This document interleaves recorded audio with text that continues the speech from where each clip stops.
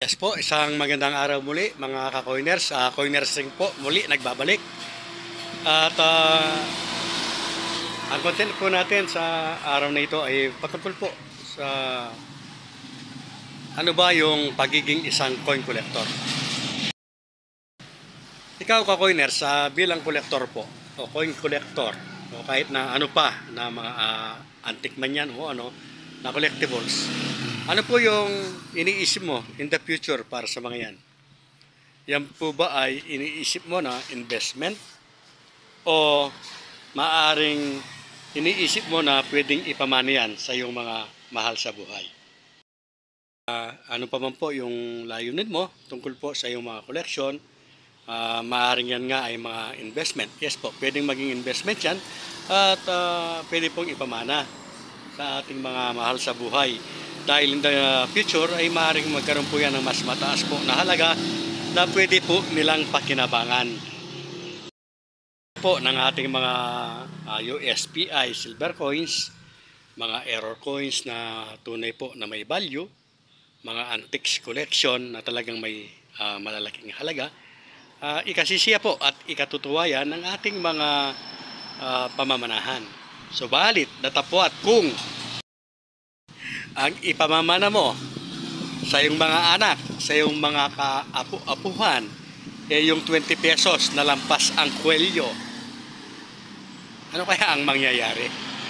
Yes po, pwede namang ipamana yan kung yan ay na-acquire lang natin dahil nga napaka-common lang yung na-hunt lang natin, no problem po kahit na ipamana natin yan at sabihin lamang yung kwento ng lampas kwelyo na yan.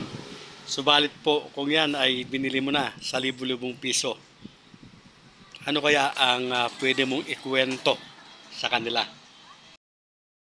Ikukwento kaya ng mga kaapu-apuhan mo o natin na sa kanyang panahon ay masasabi niyang yan ay kanyang iyong ipamana sa kanya, ipinamana sa kanya at yan ay binili mo na libu-libong piso noong iyong kapanahunan?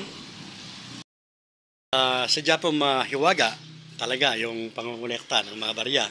At lalong naging mahiwaga po ngayon dahil maraming mga manananggal, mga mangkukulam na mga coin collector daw ang naglipa na ngayon. At sana po ay tigilan na nila yung porn, poverty porn na ginagawa nila.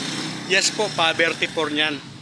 Kagaya po ng isang vlogger, coin vlogger kuno at sinasabing collector na hanggang sa ngayon ay patuloy pa rin siya sa pagbili po ng 20 pesos na lampas ang kwelyo sa mataas na halaga. At ngayon ay huhugas kamay at sinasabi niya na yan daw po ay gustong-gusto niyang kolektahin. Pero sa katotohanan, halos pa ulit-ulit na po tayo. Ang hanap po ng taong yan ay views lamang para kumita po ng malaki. Samantalang ang napeperwisyo po niya ay yung mga umaasa, mga pinapaasa niya na mabibilhan niya. Sana po ay makita ito ng BSP ano po. At lahat po, tinatawagan ko po yung lahat po ng concern tungkol po sa bagay nito. Pwede po naman natin siyang i-report. Kahit na hanggang sa ngayon po ay patuloy tayong nagre-report sa Meta pero wala pa ring aksyon. Wala pong problema yan at darating din po ang araw na maa-actionan po yan. At ang pinaka-importante po dito, sana ito ay makarating na po sa BSP para maimbestigahan ito. Dahil bawal na bawal po yung ibenta natin. Higit sa kanyang face value, yung mga barya po, lalong-lalo na po yung nasa circulation pa. Subalit kung yan ay error po, maaaring maging given na po yan sa BSP dahil collectible po siya. Pero kung hindi naman po siya collectible at napaka-common lamang, binibili o binibenta sa mataas na halaga para sa isang panluloko o pandaraya, kagaya nga po ng sa ngayon na nangyayari sa FB, pandaraya po yan. Dahil hindi naman po talaga niya gustong bilhin yan para gawing koleksyon. Kung hindi nga po para yan po ay mapanood ng marami o makapanood ang marami at kikita nga po talaga siya. Sino nga naman po na hindi manonood kung mayroon kang 20 pesos na lampas kwelyo, lalong-lalo na hindi ka naman kolektor So akalain mo, isipin mo na totoo po na yan po ay may ibebenta.